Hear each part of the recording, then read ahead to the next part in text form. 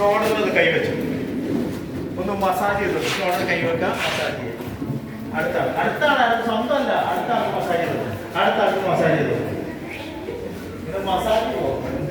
ഒന്ന് തടയിൽ കൊടുത്ത് ഒന്നും പറ്റില്ല. ഒന്ന് തടയിൽ കൊടുത്ത് നോക്കല. ഇരിക്കും എന്താ മടിയെന്നറിയാം. പല വിധത്തിലാണ് പറയുന്നത്. ചിലര് ഇങ്ങനെ ഇങ്ങനെ പതുക്കെ എന്താണ്, ചിലരെങ്ങനെ പുറകോട്ടൊക്കെ, ചിലവർ അതിനിടയ്ക്ക് ഒരു പിച്ചും ഇടിയൊക്കെ കളിയാനുണ്ട്.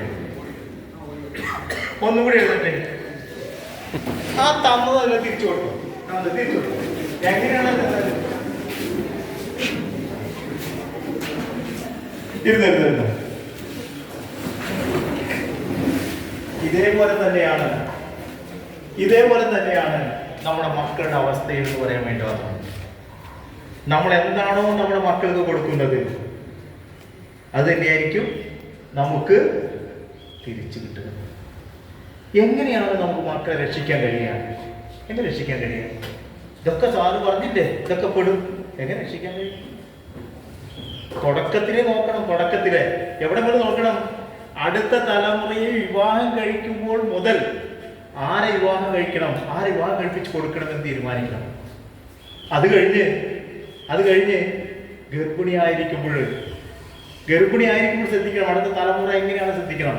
ഇന്ന് നമുക്കറിയാം, ചില കുടുംബങ്ങളിൽ ഏറ്റവും കൂടുതൽ ചവിട്ടും കുത്തും നടക്കുന്ന സമയം ഗർഭിണിയായിരിക്കുമ്പോഴാണ്.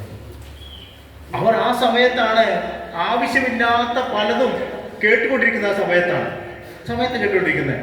ഏറ്റവും കൂടുതൽ ഗർഭിണികൾ DJ മറ്റു കാര്യങ്ങൾ മ്യൂസിക്കുകളാണ് കേൾക്കുന്നതെങ്കിൽ അവൻ ഇറങ്ങി വരുമ്പോൾ ഒരു AK-47 തോക്കുമായിട്ട് വരാവുന്നതാണ്.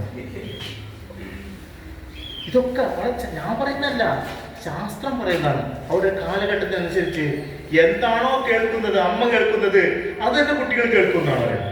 അതുകൊണ്ട് പറയുന്നത്, കുട്ടികൾ വായിക്കണമെന്ന് നിങ്ങൾ ആഗ്രഹിക്കുന്നുണ്ടോ? വായനാശീലമുള്ള കുട്ടികളെ നിങ്ങൾ ആഗ്രഹിക്കുന്നുണ്ടോ? നിങ്ങൾ ഗർഭാവസ്ഥയിൽ നിങ്ങൾ പതുക്കെ സൈലന്റ് റീഡിംഗ് ആയാലും മതി, വായിക്കുക എന്ന് പറയാം. വായിച്ചാൽ ആ കുട്ടികൾ വായനാശീലമുള്ളവരായി മാറും.